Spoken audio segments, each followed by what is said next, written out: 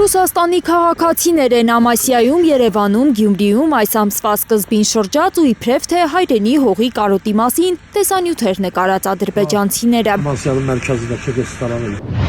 Հայաստանի ազգային անվտանգության ծառայությունն է հայտնել Հայլուրին նրանց ռուսական քաղաքացիության մասին, այդպես ըստ էության բացատրելով, թե ինչու են նրանք ազատ շրջել Հայաստանում։ Նրանց այցը մասնավոր բնույթի է որակել Հայաստանի ԱԱԾ-ն։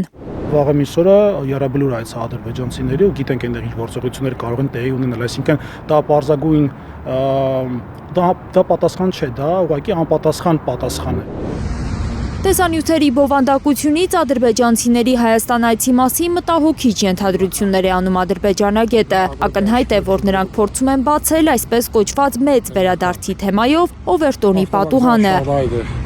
Հայ հասարակության համար քիչ-քիչ ընդունելի դարձնելով 500,000 ադրբեջանցիների վերադարձը Հայաստան։ Այդ ընկալումը գալիս է միակողմանի թելադրանքով, այսինքն ստացվում է, որ այն պնդումները, որոնք կան բարձր մակարդակում, այսինքն այսպես կոչված արևմտյան ադրբեջանցիների վերադարձի process-ին դրան Օվերտոնի պատուհան բացելու նպատակ ունեն։ Հասարակության մոտ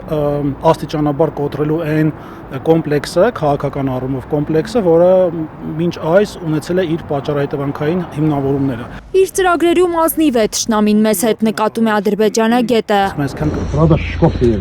Ամասիայում նկարված տեսանյութում ադրբեջանցի տղամարդը պատմում է, թե այդտեղ է ապրել ինքը, հիշում է ինչը որտեղ է եղել, հետո մոտենում է ու զրուցում հայ պարեկների հետ։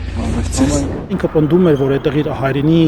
տունն է եղել եւ վերադարձել է այդտեղ իր հայրենի տունը գտնելու, անգամ որ ոստիկանների հետ կարճ շփման մեր բարեկային ծառայության կարճ շփման տեսանյութ կար, հատուկ է դա այնպես նկարահանված, որ ցույց տա, որ տեսեք մեկ անգամ ձեր ոստիկաններից չենք վախենում։ Երևանում նկարված տեսանյութում հնչում է ադրբեջանական երգ կարոտի մասին։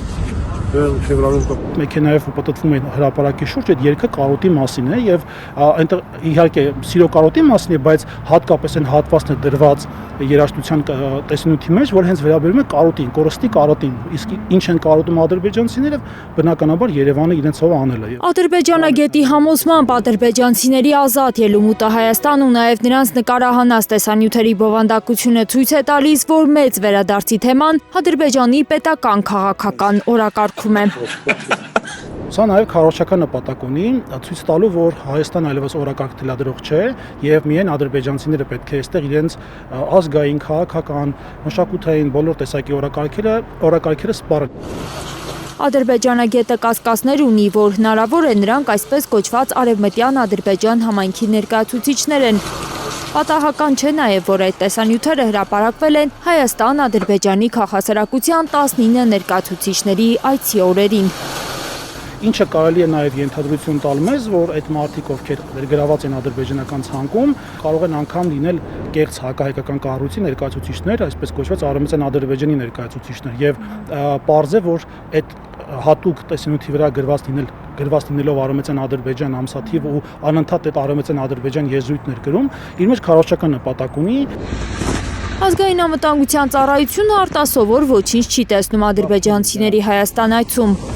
Հարցման պատասխանը լրացնելով ԱԱԾ-ն նշել է նաև, որ ադրբեջանցիներից մեկը Հայաստան է եկել նաև 2013 թվականին, մյուսը 2014-ին։ Լիլիթ Սարգսյան, Միլենա Պողոսյան, Անի Ղանդիլյան, Հայլուր։